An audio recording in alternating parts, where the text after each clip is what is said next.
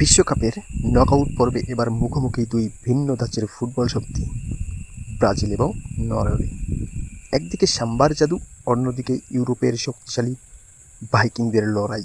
কিন্তু আজ বিশ্লেষণ করবেন না কোনো কোচ, পণ্ডিত কিংবা পরিসংখ্যানবিদ।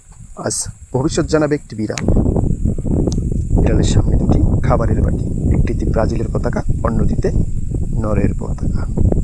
ক্যামেরা অন, সবাই নিঃশ্বাস বন্ধ করে অপেক্ষা করছে কার বাটিতে যাবে এই রহস্যময় বিড়াল। প্রথমে সেই ব্রাজিলের দিকে তাকালো, তারপর ধীরে ধীরে নরওয়ের দিকে তাকালো, কিন্তু হঠাৎ থেমে গেল। দর্শকদের উত্তেজনা বাড়ছে। অবশেষে বিড়ালটি ঘুরে দাঁড়িয়ে সরাসরি ব্রাজিলের বাটিতে